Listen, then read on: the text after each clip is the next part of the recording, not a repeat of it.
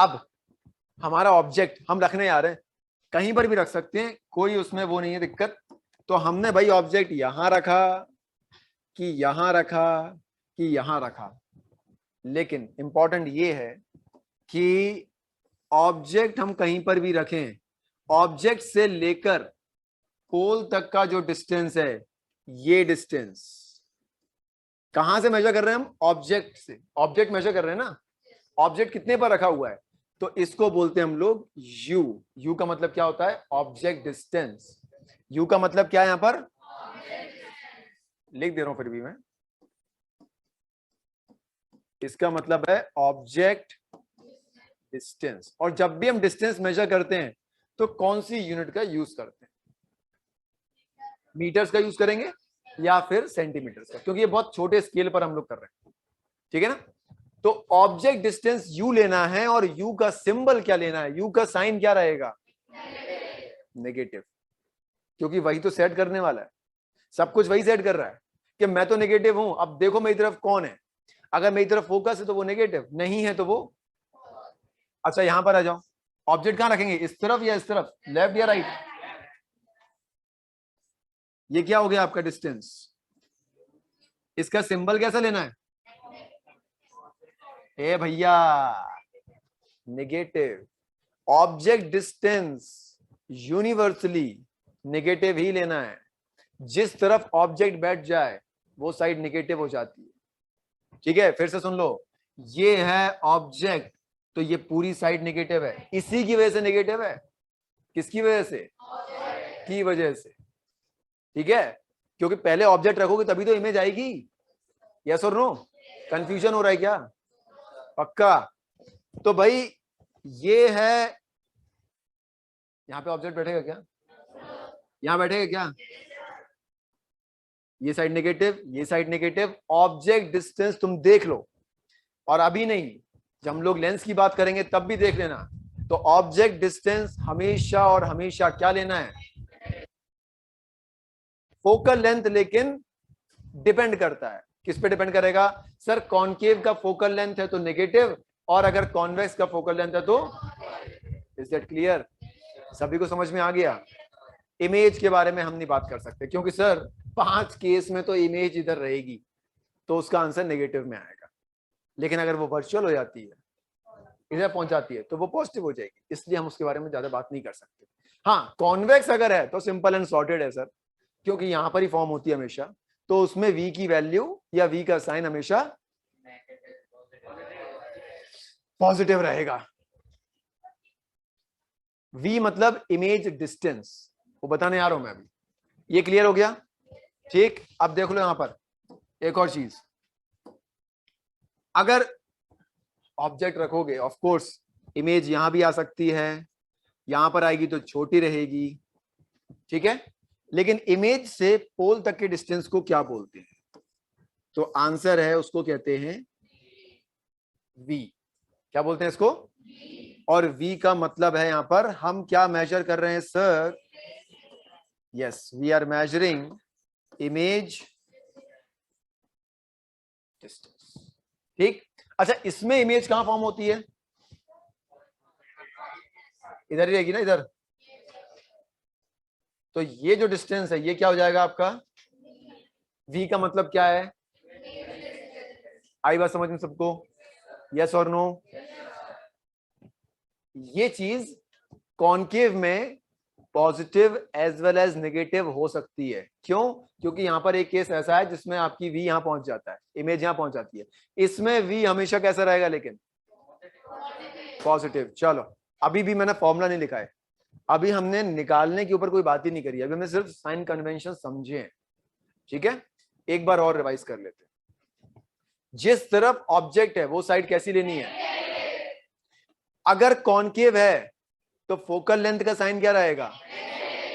अब मिरर या लेंस वो नहीं बोलना है, याद क्या रखना है? कॉनकेव वर्ड, क्योंकि लेंस में भी यही चलता है, ठीक है। और वहां पर भी लॉजिक फिट बैठेगा, ठीक। चलो अगर आपका कॉनकेव में फोकल लेंथ नेगेटिव है तो कॉन्वेक्स में कैसा रहेगा? कॉन्वेक्स में ऑब्जेक्ट डिस्टेंस का साइन क्या है? साइन साइन साइन रिप्रेजेंटेशन नहीं, साइन नेगेटिव, साइन मतलब प्लस माइनस, रिप्रेजेंटेशन मतलब यू और वी। ठीक है, यू किसके लिए यूज करते हैं हम लोग, और वी और स्मॉल एफ और आर, तो फोकल लेंथ और रेडियस ऑफ कर्वेचर का रिलेशन लिखा हुआ है सामने। अब मिरर की इक्वेशन लिखने जा रहा हूं मैं, जो जिस रिलेशन से हम लोग निकालेंगे अपने सारे न्यूमेरिकल्स।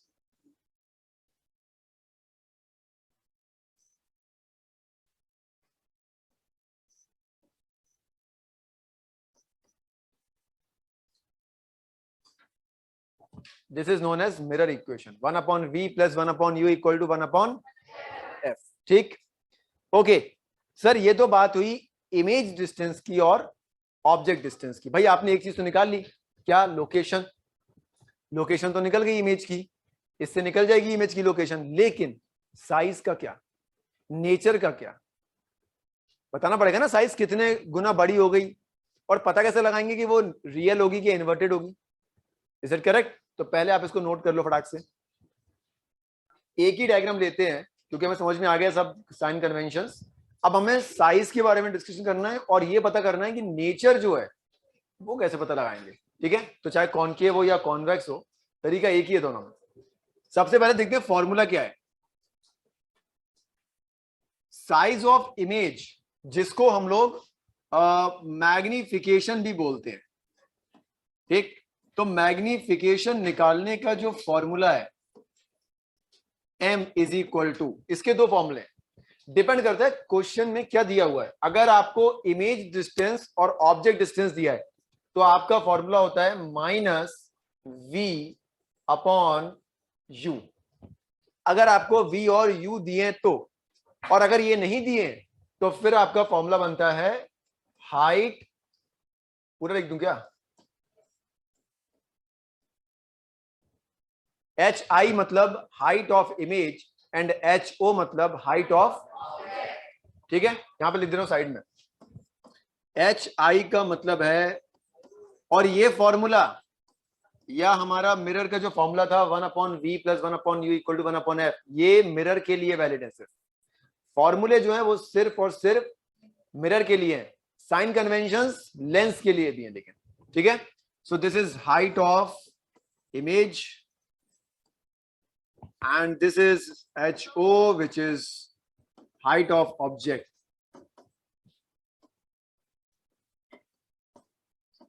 बाकी V और U तो मालूम ही है। तो ये मैग्निफिकेशन निकालने का तरीका है, लेकिन अब इसमें एक और चीज है, आ जाओ सर। मैग्निफिकेशन से ही हम ये पता लगा सकते हैं कि ऑब्जेक्ट का जो नेचर है वो रियल होगा या फिर वो वर्चुअल होगा।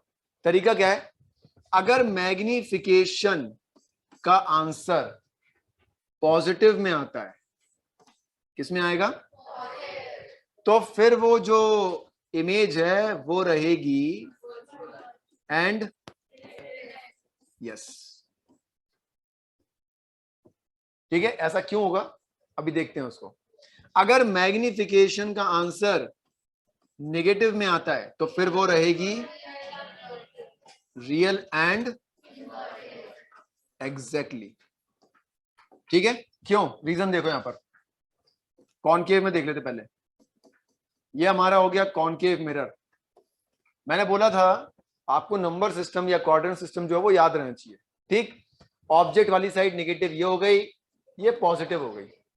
अगर हम इसको डिवाइड करते हैं ऊपर और नीचे में, ठीक है, तो ऊपर क्या होता है और नीचे क्या होता है।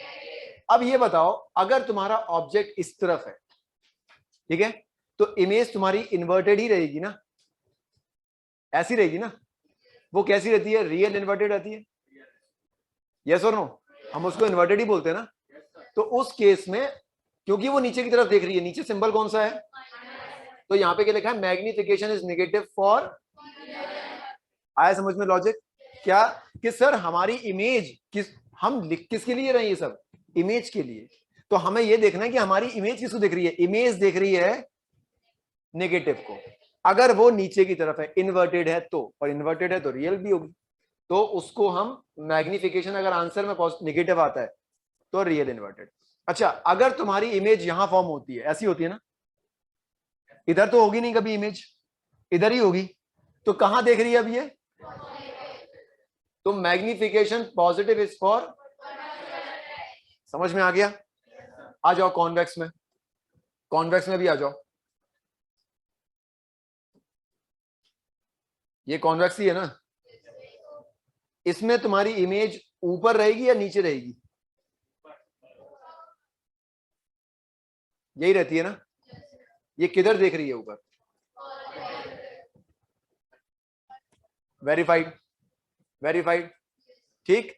अगेन, अगर हमें मैग्निफिकेशन निकालना है, हमें साइज पता लगाना है इमेज का, एक मिनट, साइज पता लगाना है इमेज का, तो दो तरीके हैं, या तो v अपॉन यू कर दें -1 के साथ, या फिर हम कर सकते हैं height of image upon height of, इससे तुम्हें क्या पता लगेगा? सिर्फ एंड मैग्निफिकेशन। लेकिन उसी मैग्निफिकेशन में तुम्हारा आंसर जब आ रहा है, और वो आंसर अगर पॉजिटिव आ रहा है, तो तुम समझ जाना कि वो, और अगर तुम्हारा आंसर नेगेटिव आ रहा है, तो तुम समझ जाना वो।